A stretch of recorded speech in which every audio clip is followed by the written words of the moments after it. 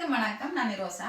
இன்றைய சமையல் முறுக்கு சுடுறது, வருஷ பலகாரம்.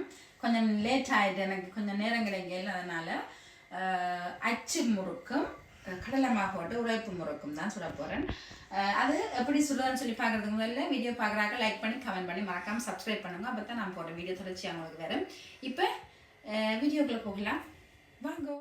இந்த பனிச்சுண்டால் 3 சுண்டு அரிசி மா இடித்து வறுத்த அரிசி மா நாங்கள் கையால் திரித்தது 3 சுண்டு. இது இன்றைக்கு தனி அரிசி மாவில் தான் நான் சுட போகிறேன். கோதம்பை அவிச்ச மாவும் கலந்து சுடலாம். ஆனால் இது இன்றைக்கு அதுக்கெல்லாம் எனக்கு கொஞ்சம் நேரம் பத்தாது. அதனால் அவிச்ச அரிசி மா தனி அரிசி மாவில் சுட போகிறேன். 3 சுண்டு மாவுக்கு இதே பேணியால் ஒரு 3/4 சுண்டு சீனி எடுத்து போடுவோம். சீனி பாகு காய்ச்சறதுக்கெல்லாம் எனக்கு நேரம் இல்லை. அதனால் ஒரு 1/2 சுண்டுக்கும் 3/4 சுண்டுக்கும் கொஞ்சம் இடப்பட்டதில் போடுவோம். ஏன்னா சீனி கணக்கப்பட்டால் முறுக்கு கருகி போயிடும்.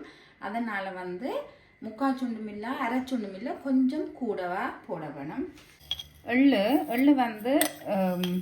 நான் இப்போ 3 கரண்டி எள்ளு போடுறேன். எள்ளு கணக்க போட்டாலும் நல்லா தான் இருக்கும், பிரச்சனை இல்லை.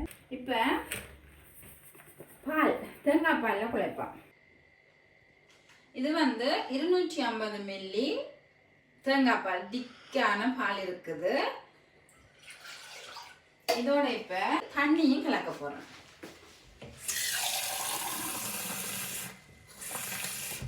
இப்போ நாங்கள் தேங்காயில் பால் புளிஞ்சு எடுத்தோம்னு சொன்னால் அது கணக்காக வரும்.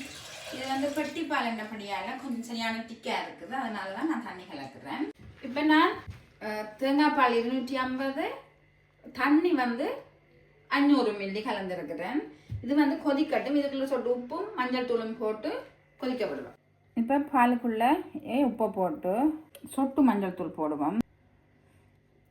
ஓகே, இது இப்போ கொதித்து வரட்டுக்கும். இப்போ இந்த பால் நல்லா கொதிக்கும் வரைக்கும் வெயிட் பண்ணுவோம். இந்த பாருங்கோ, இந்த நல்லா கொதிச்சுட்டுது.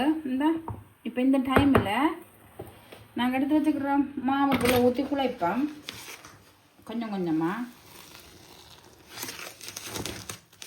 சில நேரங்களில் பால் கொஞ்சம் காணாமல் போயிட்டுதுன்னு சொன்னால் இப்போ சில அளவுகள் கொஞ்சம் கூடி குறையும் தானே. அப்போ என்ன செய்ய வேணுமென்று சொன்னால் சொட்டு சுடு தண்ணி கொதிக்க வச்சு அதையும் ஊற்றலாம். ஆனால் பெரும்பாலும் அரிசி மாவுக்கு கொஞ்சம் தண்ணி நிறைய பிடிக்கிறது. அதனால் இப்போவும் பாலை கொஞ்சம் நிறைய எடுத்து சூடு ஆக்குறது நல்ல. இப்போ நான் எல்லா பாலும் விட்டுட்டேன்.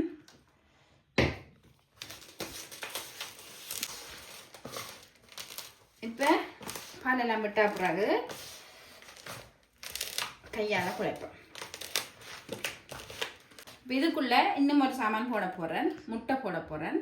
முட்டை விரும்பினா போடலாம், விருப்பம் இல்லாடிலாம். ஆனால் இப்போ தனி அரிசி மா சுடும்போது முட்டை போட்டால் தான் அது கொஞ்சம் சாஃப்டாக இருக்கும். அதுக்காக தான் முட்டை போடுறேன். இப்போ நீங்கள் மரக்கறிக்காரன்னு சொன்னால் சொட்டு பட்டர் போடலாம்.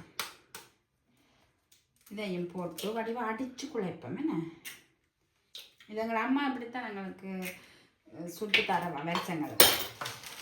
ஓகே, இது இப்போ நான் வடிவாக குழச்சி எடுத்துட்டேன். ஆனால் நான் தண்ணி ஒன்றும் முடியலை, சுடு தண்ணி ஒன்றும் முடியலை. நான் எடுத்த பாலிலேயே எனக்கு கணக்காக வந்திருக்குது.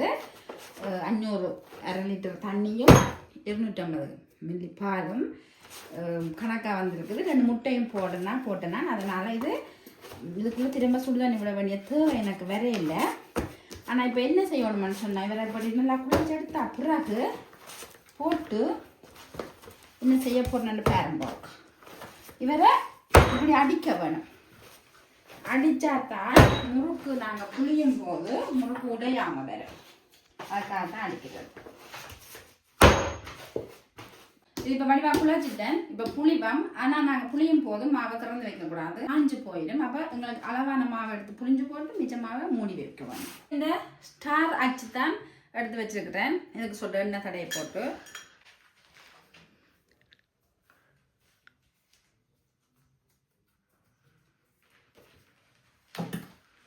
இப்போ இதுக்குள்ளேயும் நான் எண்ணெய் தடையை வச்சுக்கிறேன். நீங்கள் என்னன்னு சொன்னால் அப்போ தான் எங்களை கொட்டாமல் வரும். இப்போ இங்கே பார்த்தீங்களா நல்ல ஈஸியாக புளிப்படுது. இப்போ இது எங்களுக்கு விரும்பின டிசைனில் செய்யலாம்.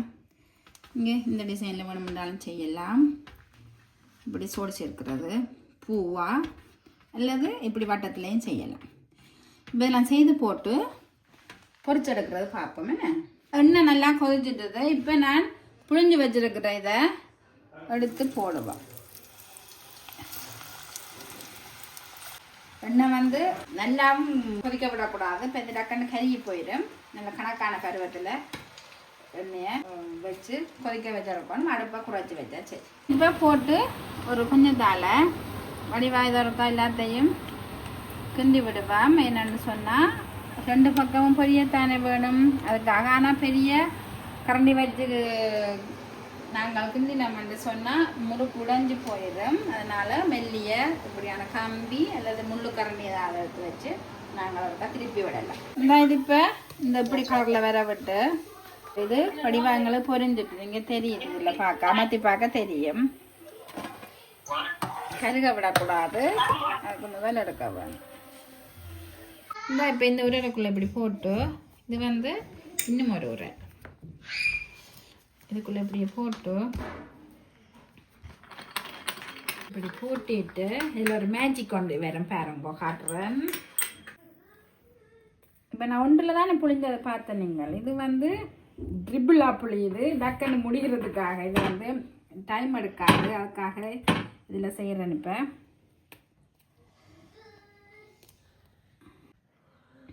சரியா? இப்போ இதை நாங்கள் ஒரு அளவுக்கு கணக்காக பார்த்து இப்படி வெட்டி போட்டு செய்யும்போது எங்களுக்கு வந்து எல்லாம் ஒரே கணக்கான முறுக்காக வரும். இதே வேறு இந்த இப்படி சோடி சோடியாக இருக்கிறதால அவையோடையே நாங்கள் ஜாயின் பண்ணி விடலாம், பிரச்சனை இல்லை. இந்த இப்படி எப்படி இப்போ இந்த அச்சு முறுக்கெல்லாம் சுட்டு முடிஞ்சது. இங்கே நல்லா இந்த கலகலன்னு இருக்குது. உங்களுக்கு முடிச்சு காட்டி சாப்பிட்டு காட்டுறேன். நீங்கள்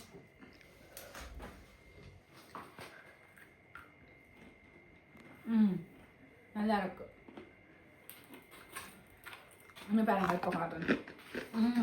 இந்த நல்ல மொரன்னு இருக்குது, நல்ல டேஸ்டாகவும் இருக்குது.